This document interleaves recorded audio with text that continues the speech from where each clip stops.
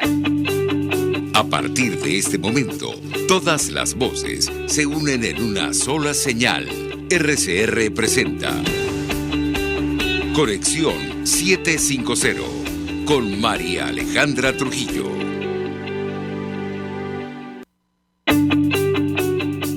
Muy buenas tardes, amigos de Radio Caracas Radio. Todo el equipo que trabaja para ustedes a partir de esta hora los saluda. Variada y abundante información que compartir y analizar como es costumbre la tarde de hoy. Esto es Conexión 750. Comenzamos.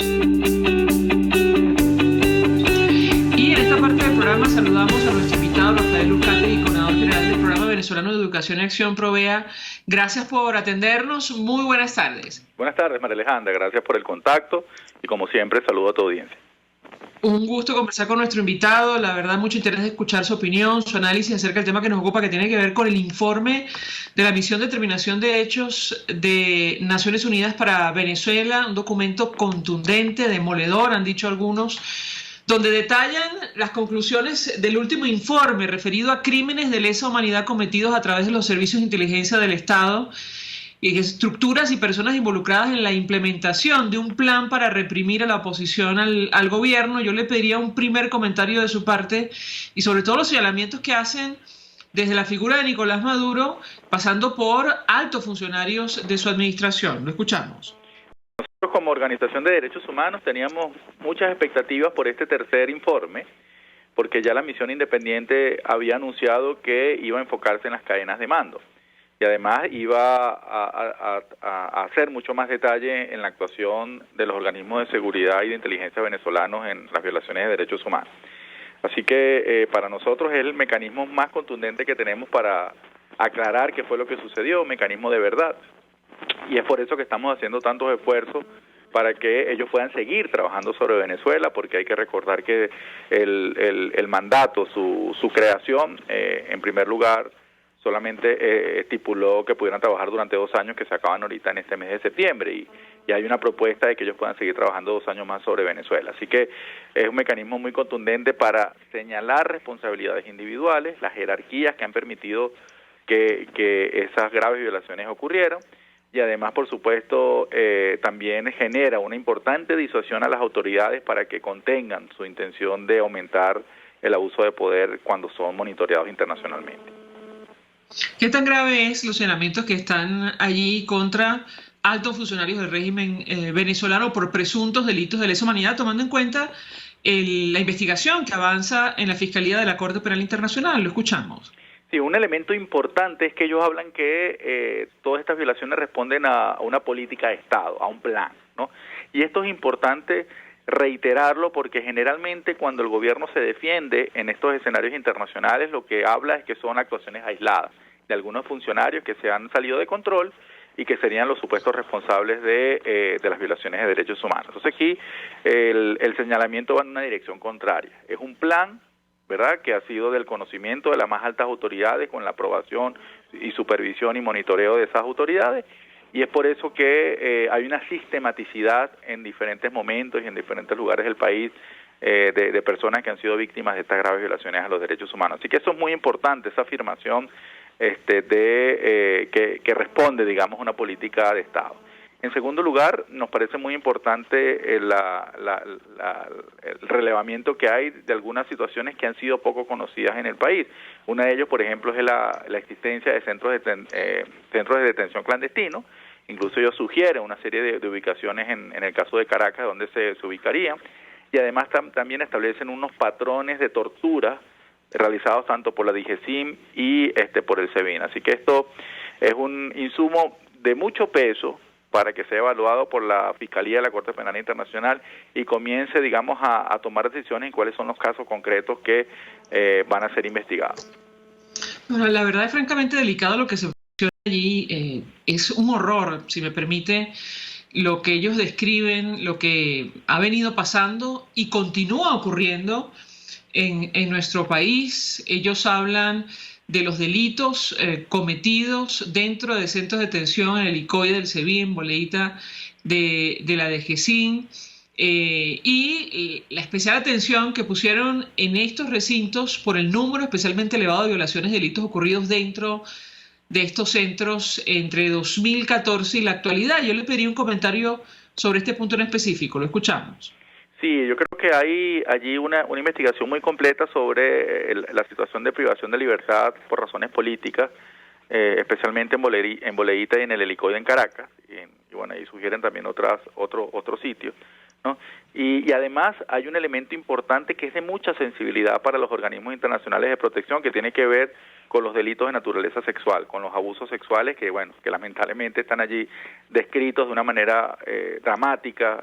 Es una realidad terrible, como tú lo sugieres, pero bueno, es importante que eso se sepa, se conozca, para que se establezca que esos organismos no han cambiado, ¿no?, a pesar de los anuncios de las autoridades.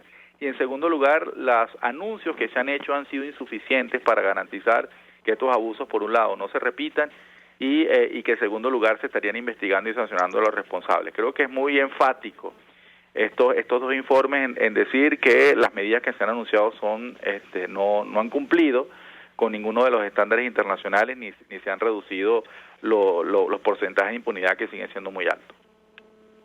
Bueno, en el caso concreto de las cadenas de mando, y esto lo hemos mencionado en otras oportunidades, no han sido investigadas por ningún motivo en Venezuela. Quisiera su comentario, lo escuchamos. No han sido investigadas. Creo que hasta ahora se ha limitado los pocos juicios que se han dado en los últimos meses a los autores, a los llamados autores materiales, ¿no?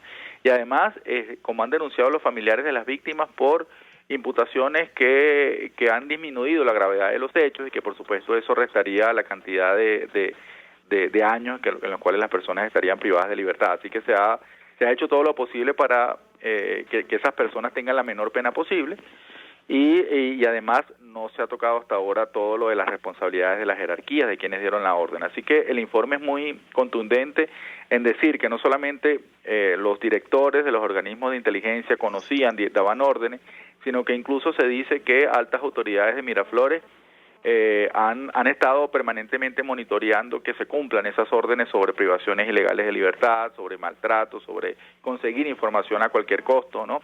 E incluso todo el tema de fabricación de pruebas falsas, que está también allí muy bien reflejado, y cuál sería la responsabilidad del SEBIN y del DIGESIM. Además, que otra situación que tiene que ver con estos anuncios de altas autoridades cuando han anunciado que se ha detenido una persona antes de que aparezca la orden de privación de libertad emitida por un juez. Todas las irregularidades creo que están allí muy bien fotografiadas, y esperamos entonces que esto mantenga la atención de la comunidad internacional sobre lo que pasa en nuestro país.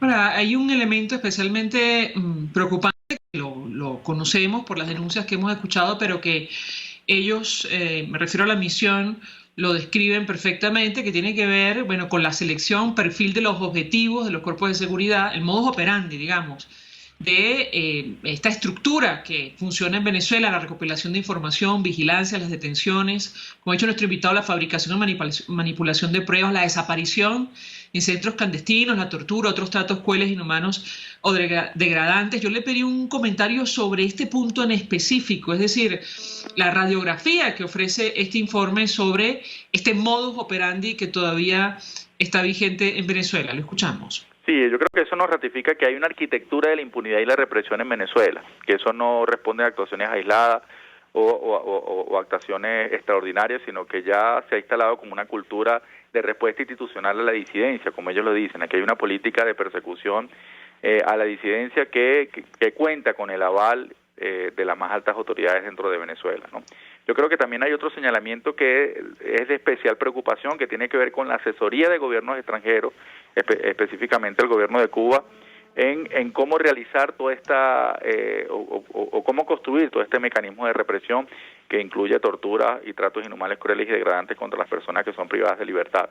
Además, que allí se dice que uno de los incentivos para que los funcionarios actúen de esa manera serían los beneficios económicos de los objetos que le van a incautar a las personas que son privadas de libertad o en los allanamientos. Creo que, digamos, toda la degradación de las instituciones venezolanas que deberían estar al servicio de los ciudadanos se encuentra muy bien diagnosticado allí, y yo invitaría a la audiencia a que no solamente se quede con los titulares de prensa, sino que pueda descargar los dos informes, tanto ese de la actuación de la DIGESIM y el SEBIN como el del Arco Minero, y que lo podamos difundir lo más ampliamente posible, porque es evidente que hay un intento de silenciar, de de reducir el costo de estos dos importantes documentos. Si permite, invitado, tenemos que hacer una pausa para ir a publicidad. Al regreso le dejaría la siguiente inquietud. ¿Qué peso específico tiene esta información recopilada por la Misión de Determinación de Hechos sobre la investigación que avanza en la Fiscalía de la Corte Penal Internacional por presuntos delitos de lesa humanidad cometidos en Venezuela? Al regreso le doy la palabra para contestar. Ya venimos. Usted está viendo Conexión 750 con María Alejandra Trujillo. Solo por RCR 750, porque lo bueno une. Puedes seguirnos en nuestras redes sociales. En Twitter, @RCR750, la radio que se ve. Mensaje del ingeniero José Peraza, tesorero del FONPRES CIB. Estimado colega ingeniero arquitecto y profesional afín, el Colegio de Ingenieros de Venezuela y el Fondo de Previsión Social, preocupado por la salud de tu familia, ha diseñado un sistema de salud integral que coloca a tu disposición y que contiene asistencia primaria de salud, ambulancia, hospitalización, cirugía, oftalmología, dermatología, fisioterapia, psicología, odontología, farmacia y funerario. Para mayor información, visítanos a nuestros portales cib.net.be, fonprescib.net.be, Colegio de Ingenieros de Venezuela, construyendo futuro. Y ahora quiero hablarte de Comercializadora Prada, y ya de solo nombrarlo se me hace agua la boca, porque Comercializadora Prada son los más frescos quesos y embutidos que te llevan a tu casa. Todos los quesos, todos los embutidos, y como cuentan con proveedores exclusivos, te resulta mucho más económico. Llámalos ya, 0424-134-6035, en Instagram wprada.ve. Comercializadora Prada, todo en quesos y embutidos con la mejor relación precio-sabor. Un espacio que analiza y debate la coyuntura política, económica y social de nuestro país. Acompañe cada mañana a la periodista María Alejandra Trujillo en Palabras más, palabras más, palabras menos. Palabras más, palabras menos. Informes, entrevistas, análisis y discusiones sobre los temas de actualidad. Es lo que más se puede dar, es lo de siempre. Palabras más, palabras menos. De lunes a viernes, de 7 a 8 de la mañana, por RCR 750 AM. Palabras más, palabras más, palabras menos.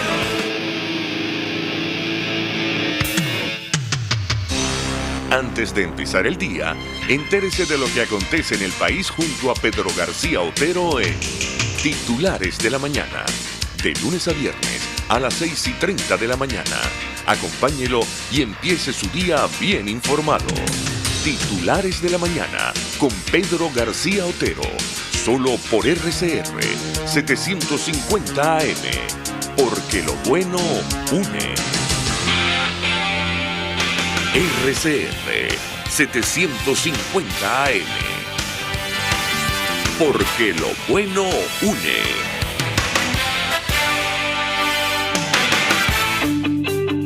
El poder de la comunicación en tus manos. Conexión 750 con María Alejandra Trujillo. Solo por RCR 750. La radio que se ve. Continuamos, amigos, en Conexión 750, analizando, el informe que algunos han calificado de demoledor, es, si me permiten, desgarrador, de la Misión de Determinación de Hechos de Naciones Unidas para Venezuela, donde narran presuntos delitos de lesa humanidad cometidos en nuestro país, pero además señalan a las cadenas de mando que están detrás de esta estructura que ellos dicen se ha creado en Venezuela y continúa actuando hasta la actualidad. Nos acompaña Rafael Oscati, el coordinador general de PROVEA, Programa Venezolano de Educación y Acción, y yo les dejaba una inquietud.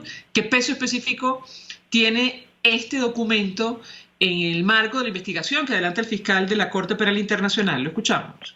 Y bueno, la misión independiente fue muy cuidadosa en aclarar en los inicios de sus dos investigaciones que las evidencias recogidas para la elaboración de estos informes, para hacer las afirmaciones que hicieron, no revisten de una característica penal que sea una prueba por sí sola suficiente para llevar estos casos a un ente como la Corte Penal Internacional.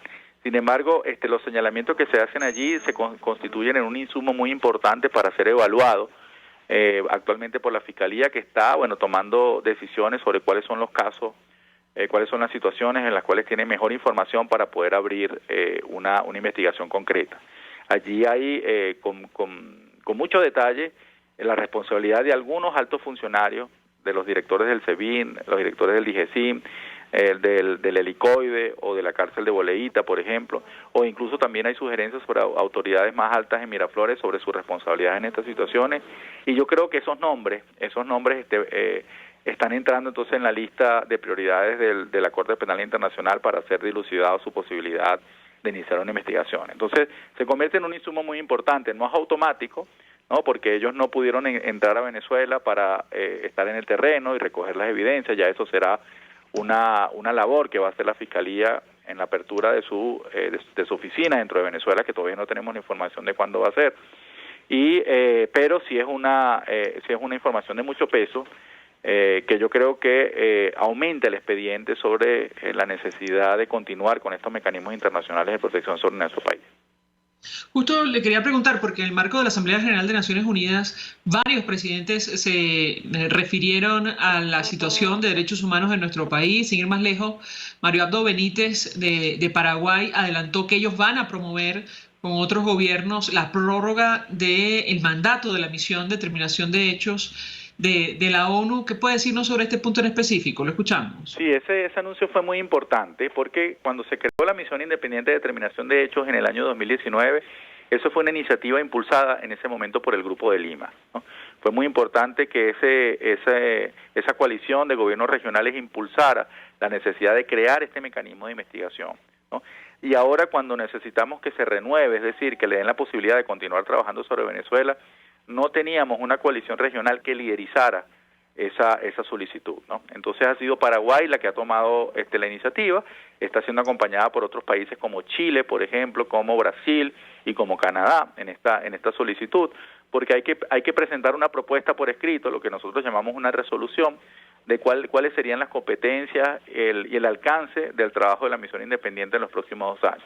Y en función de esa propuesta o de esa resolución es que va a haber la discusión en el Consejo de Derechos Humanos de Naciones Unidas sobre si continúa o no el trabajo de la misión. Así que es muy importante que un país de la región lo lidere y que además lo haya hecho público, como lo hizo Paraguay. Yo creo que hay que agradecerle al gobierno paraguayo que se haya puesto del lado de los derechos de los venezolanos. Pero es que además de Paraguay ha trascendido que Ecuador, Brasil, Canadá, Chile, Guatemala y Perú van a acompañar el esfuerzo de solicitar la renovación del mandato de la misión el próximo 26 de septiembre. ¿Qué puede decirnos? ¿Cuál es la expectativa de nuestro invitado sobre este punto en específico?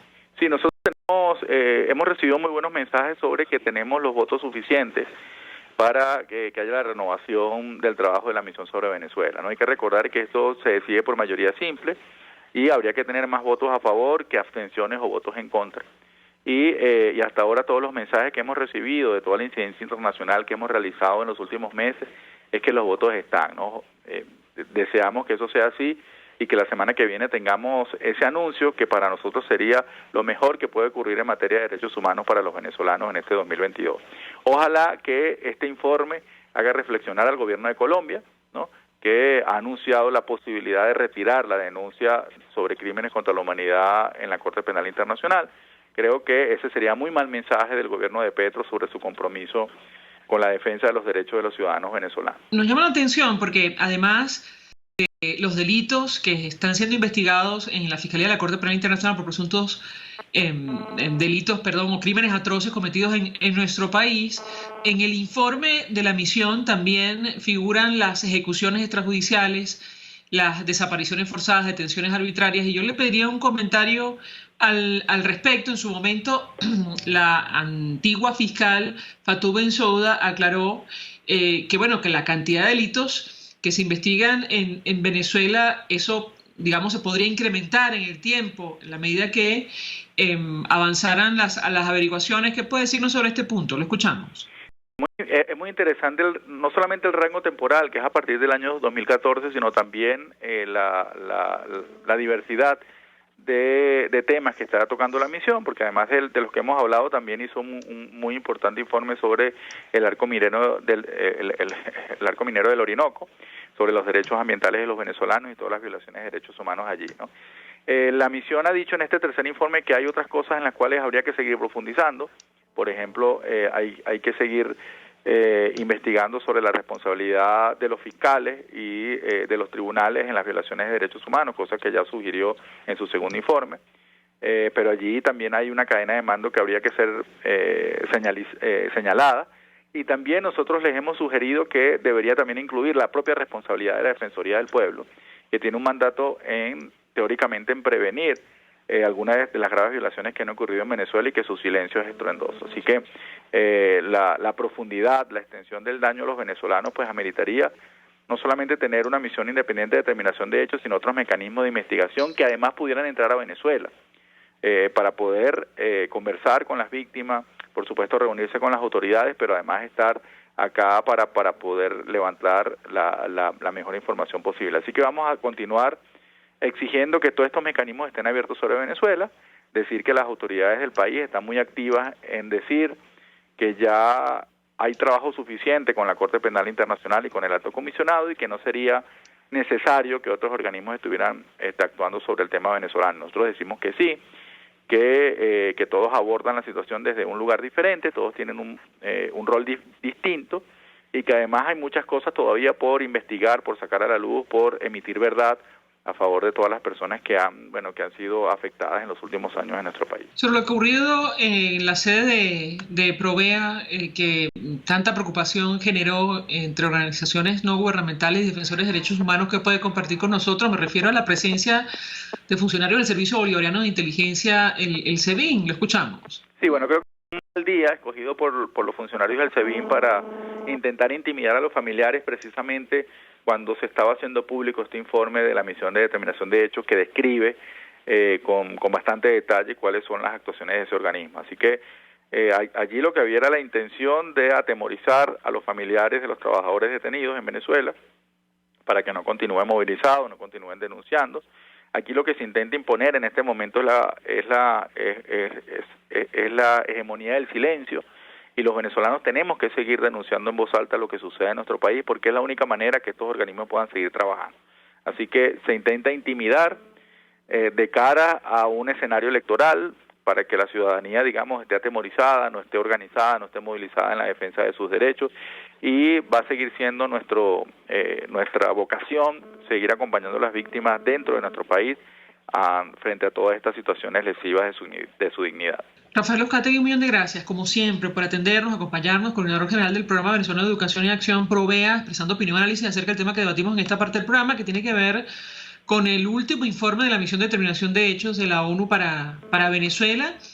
Huelgan los comentarios, los calificativos, vale la pena, como ha dicho nuestro invitado, leerlo, y los invitamos a hacerlo como venezolanos, como ciudadanos, para que vean el horror que todavía ocurre en nuestro país, lamentablemente, y los crímenes de lesa humanidad cometidos a través de los servicios de inteligencia del Estado que se denuncian allí, estructuras y personas involucradas en la implementación de un plan, dice la misión, para reprimir la oposición al gobierno en Venezuela. Gracias, Rafael Uzcategui. Nosotros vamos a la pausa. Gracias. Vamos a la pausa, regreso, venimos con más. Estás en sintonía de Conexión 750 con María Alejandra Trujillo. Solo por RCR 750. Porque lo bueno une. Sintonícenos a través de Periscope, @RCR750, la radio que se ve. Mensaje del ingeniero José Peraza, tesorero del FONPRES CIB. Estimado colega ingeniero, arquitecto y profesional afín, el Colegio de Ingenieros de Venezuela y el Fondo de Previsión Social, preocupado por la salud de tu familia, ha diseñado un sistema de salud integral que coloca a tu disposición y que contiene asistencia primaria de salud, ambulancia, hospitalización, cirugía, oftalmología, dermatología, fisioterapia, psicología, odontología, farmacia y funerario. Para mayor información, visítanos a nuestros portales cib.net.be, fonprescib.net.be, Colegio de Ingenieros de Venezuela, construyendo futuro. Cuando hablamos de Honda, hablamos de Distasi Motors, el concesionario Honda que pica adelante en precios, condiciones y servicio. Todo el personal de Distasi Motors, tanto técnico como de atención, está actualizado, capacitado y certificado permanentemente para atender correctamente tu vehículo. www.distasi-honda.com.ve. Distasi Motors, tu concesionario Honda en Los Palos Grandes.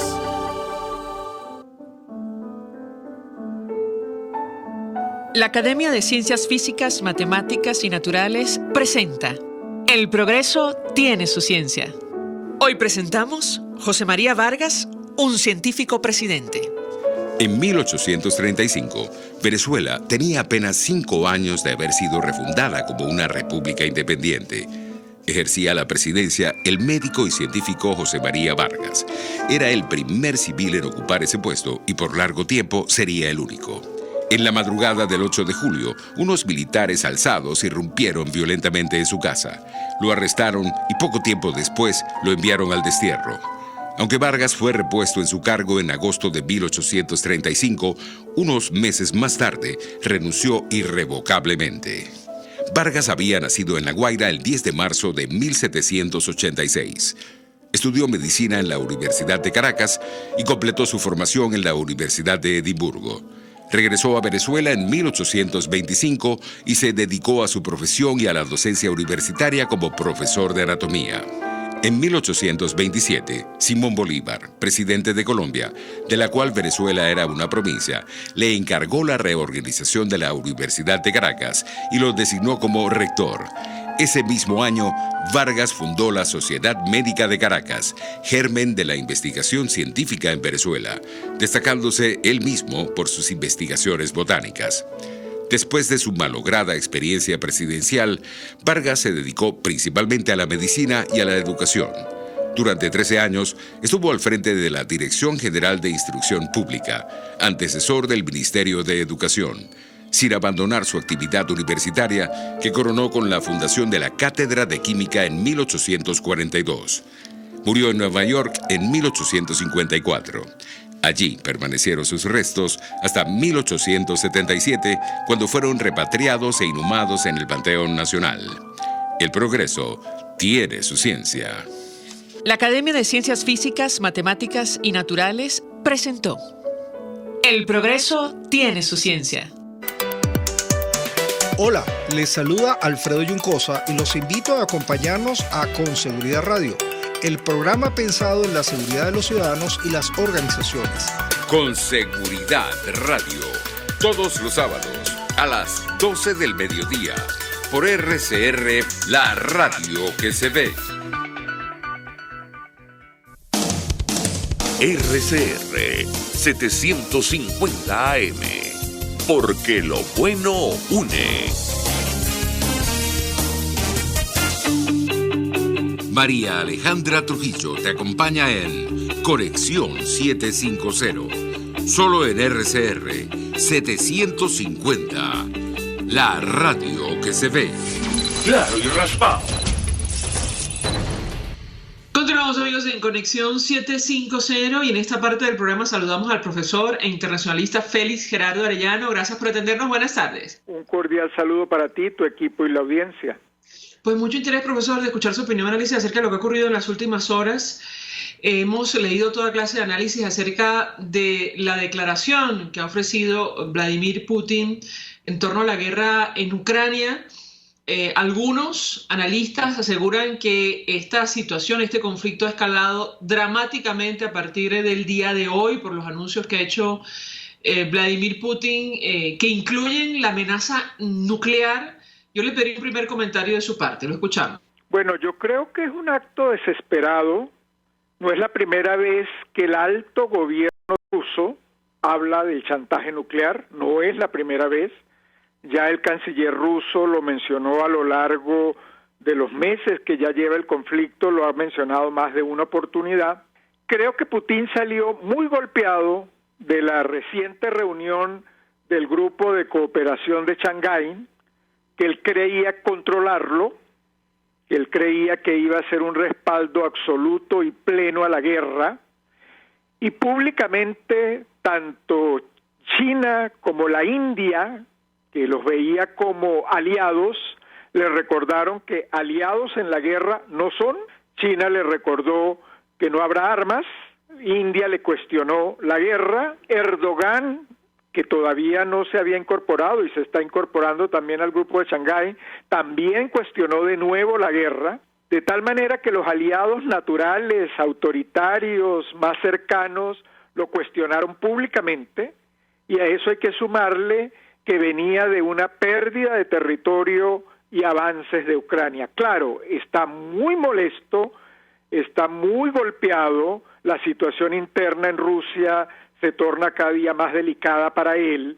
Obviamente, arreció el discurso, se fue adelante para tratar de impactar y de que la opinión pública rusa no siga cuestionando el mal manejo de la guerra, porque ya sus más cercanos, no sé si llamarlos amigos, lo están cuestionando públicamente.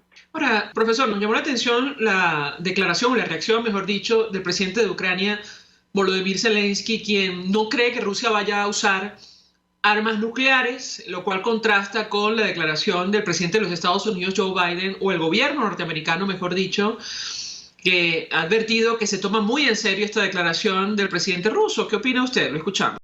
Mira, yo creo que hay que tomárselas en serio todas las declaraciones, porque ha actuado. Creíamos que no invadía Ucrania y la invadió. Ya había invadido Crimea, ya había tomado el Donbass, tal manera que sí hay que tomarlo muy en serio. Ahora, tiene que tener claras las consecuencias. El tema nuclear no es que llega a un sitio y ahí se desaparece, no, ese se expande. Ellos lo vivieron ya con la central nuclear que se tuvo el imperfecto tiempo atrás y afectó buena parte de la zona. No era guerra, fue un problema técnico, pero allí vieron las consecuencias que puede tener la contaminación nuclear, que no se concentra en un sitio específico, y Ucrania está al lado de Rusia, de tal manera que los efectos pueden ser perversos para su propia población. Hay que tomarlo en serio, y obviamente la OTAN y Estados Unidos en particular pues deben estar preparados para ese chantaje nuclear. Que Putin sepa que nadie está jugando con estas burlas con que él ha asumido el respeto a los compromisos internacionales. Creo que la OTAN debe también manifestarse e indicar que está preparando. Bueno, de hecho, profesor, el presidente de Ucrania dijo a Occidente debe actuar. Mañana Putin, y lo cito, podría decir: queremos una parte de Polonia, además de Ucrania, si no utilizaremos armas nucleares. Y yo le pediría un comentario. ¿Esto significa un nuevo escalamiento del conflicto? Tenemos que esperar a ver en qué resulta esta movilización de 300.000 reservistas de Rusia. ¿Qué opina usted? Lo escuchamos. Mira, yo insisto que es una fiera alterada, una fiera desesperada, que se vio mucho más solo después de la reunión de Shanghái, que se vio que ha perdido Occidente, está manipulando el discurso de que las sanciones no le afectan. Claro que le afectan. Rusia dependía enormemente de la vinculación con Occidente, ahora está sumisamente dependiendo de China, y China lo dijo públicamente. Es que fue el propio presidente Xi Jinping quien además salió mucho más fortalecido después de la reunión del grupo de Shanghái, y creo que Putin ha quedado tan débil que ha adoptado esta estrategia de exagerar el discurso, pero sí hay que tomarlo en serio. Claro que hay que tomarlo en serio.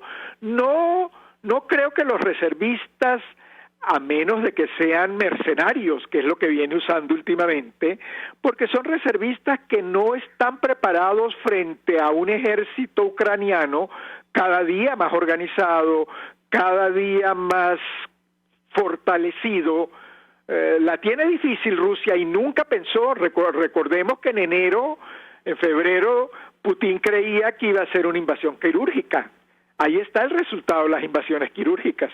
Ahora, profesor, sobre justamente el avance del conflicto, ¿cree usted que una situación de esta naturaleza puede obligar a la OTAN, a los países miembros de la OTAN, a asumir una posición más firme en relación a este tema? Hemos leído toda clase de análisis, insisto, después de la declaración de Vladimir Putin y sobre todo la intervención del presidente Biden en Naciones Unidas. ¿Qué puede decirnos? Lo escuchamos. Yo creo que la OTAN ha actuado muy seriamente, y eso es una señal muy positiva para el mundo entero. La OTAN ha sido cuidadosa, no ha evidenciado que el conflicto sea contra la OTAN y ha estado atenta. Se ha fortalecido, ese es otro de los fracasos de Putin. Una OTAN que era un dinosaurio en extinción, ahora es el epicentro de atención en Europa y se le han incorporado 2 nuevos miembros, cosa inimaginable en enero y que obviamente evidencia aún más la derrota en los diversos planos de Vladimir Putin. Todo lo que él aspiraba en el mes de enero, todo se le viene cayendo.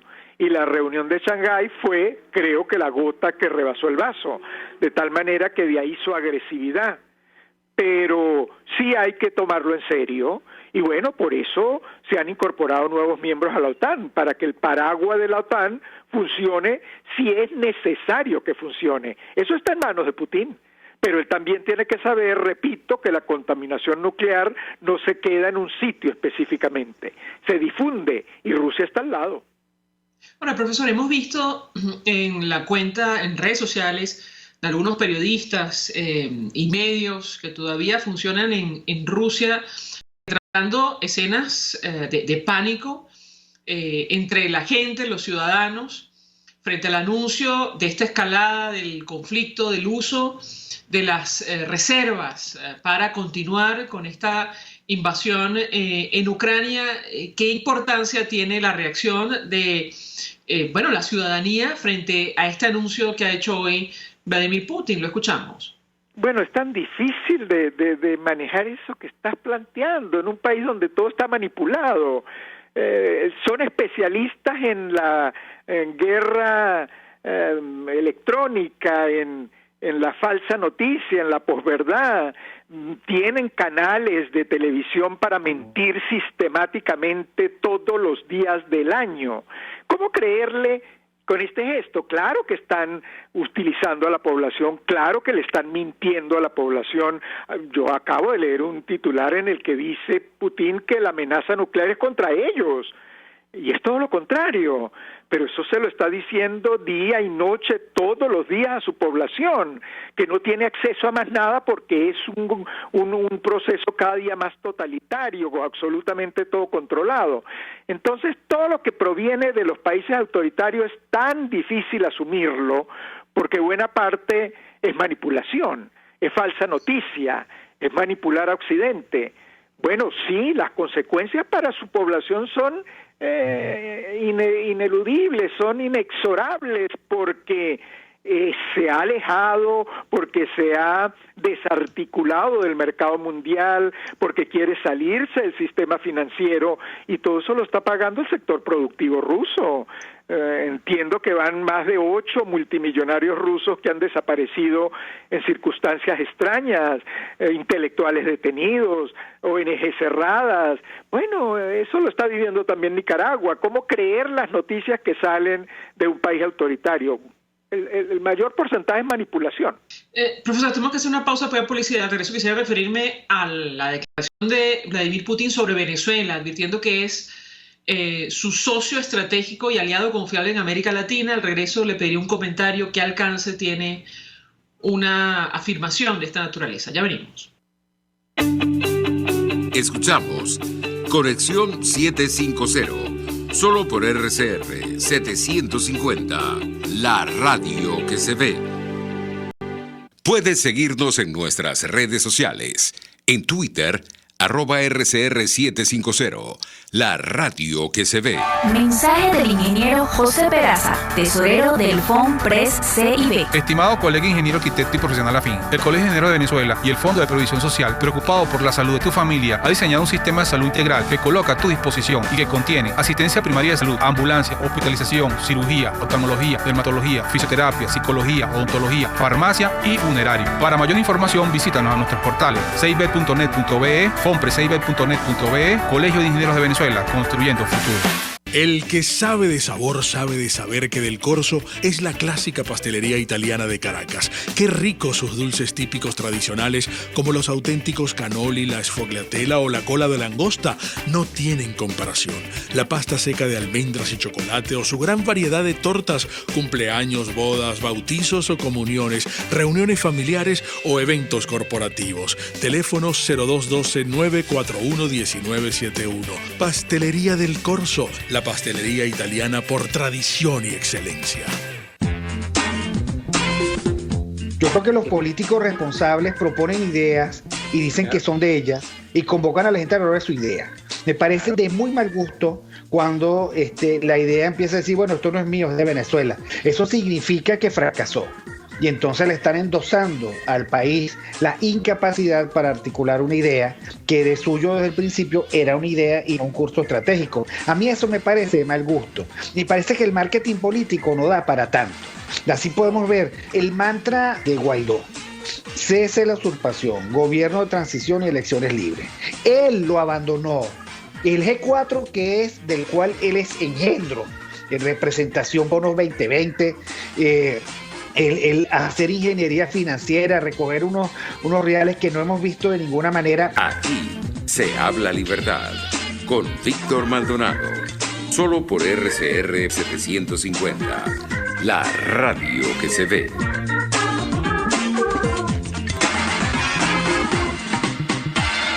RCR 750 AM, porque lo bueno une. El poder de la comunicación en tus manos. Conexión 750 con María Alejandra Trujillo. Solo por RCR 750, la radio que se ve. Continuamos, amigos, en Conexión 750, hablando acerca, de la escalada en el conflicto, del conflicto en Ucrania, de la guerra, de la invasión de Rusia a ese país, luego de las declaraciones de Vladimir Putin anunciando la movilización de reservistas, pero además amenazando otra vez, como ha dicho el profesor, con el uso de armamento nuclear. Y yo le dejo una inquietud, profesor Arellano, sobre la referencia que ha hecho a Venezuela, calificando al régimen de Nicolás Maduro como un socio estratégico, un aliado confiable en América Latina. ¿Qué impacto tiene una afirmación como esta? Lo escuchamos. Yo tengo la hipótesis que Putin tiene años promocionando la tesis del multipolarismo para acabar el orden liberal internacional. Detesta que los derechos humanos, la democracia, las libertades estén privilegiadas dentro del orden internacional creado después de la Segunda Guerra Mundial. Eso lo detesta. En eso tiene relativo apoyo chino, porque China sí quiere jugar al libre mercado, pero por supuesto no a derechos humanos, no a libertad de expresión. En ese multipolarismo que está planteando Putin desde hace varios años, lo que quiere es repartirse el mundo, así como aquel viejo concierto europeo de los 1800 después de Westfalia, donde los poderosos se reparten el planeta. Ya ha ocurrido precedentes, el Congreso de Berlín en 1800, cuando se repartió África por parte de las grandes potencias. Bueno, Putin quiere jugar a ese reparto y le está diciendo a Estados Unidos que él tiene fichas para jugar, que él tiene fichas que hay que intercambiar, porque está en el Medio Oriente, porque está en Siria. Te confieso que me llama la atención porque solo nombra a Venezuela, ¿no? Tiene a Nicaragua, otro gobierno autoritario tan confiable, tan perverso como Daniel Ortega Murillo, y tiene a Cuba. Pues le está diciendo a Estados Unidos, tenemos que sentarnos, tenemos que reeditar el mundo, y usted se sale de allá y yo me saldré de aquí porque tengo fichas. Así que yo creo que todos esos que están jugando aliados son básicamente fichas para el juego estratégico en el momento que sea necesario. Bueno, ¿en qué lugar coloca el régimen de Nicolás Maduro esta declaración, profesor? Eso en primer lugar.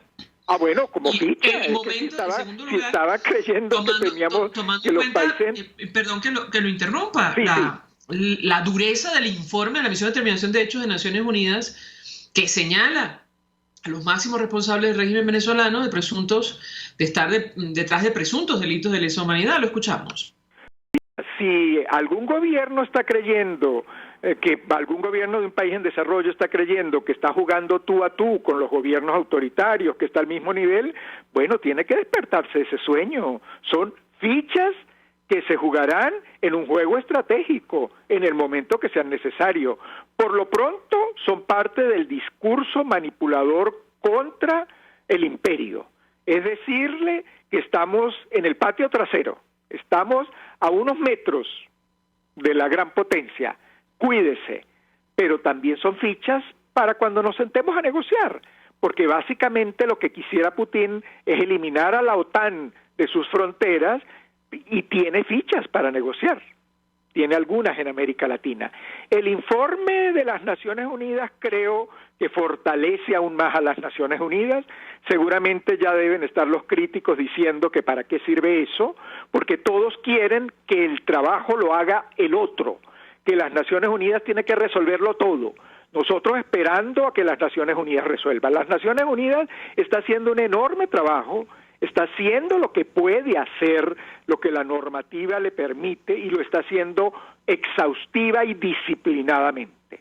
Creo que es un excelente esfuerzo. Venezuela sigue en la agenda central de los órganos de derechos humanos del sistema de Naciones Unidas, y eso no ha parado ni va a parar.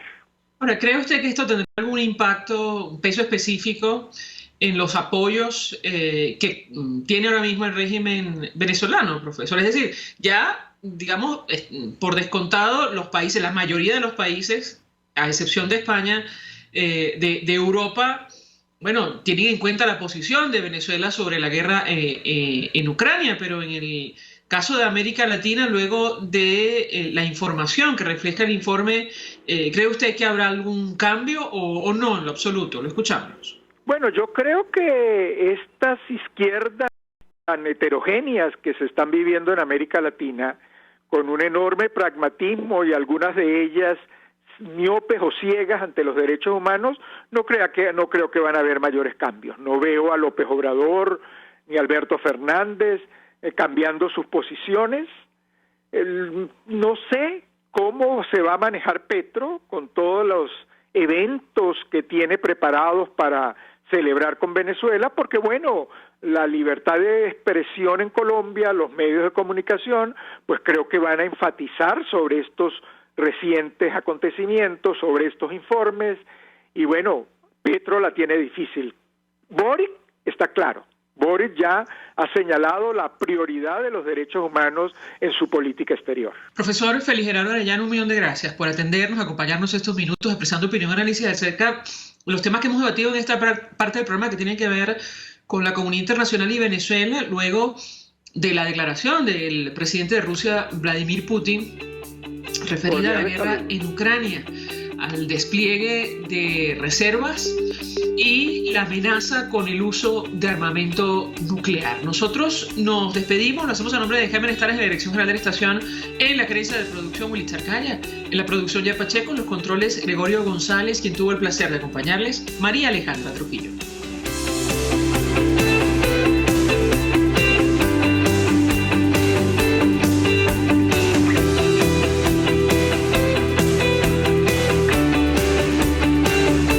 De Previsión Social del Colegio de Ingenieros de Venezuela presentó.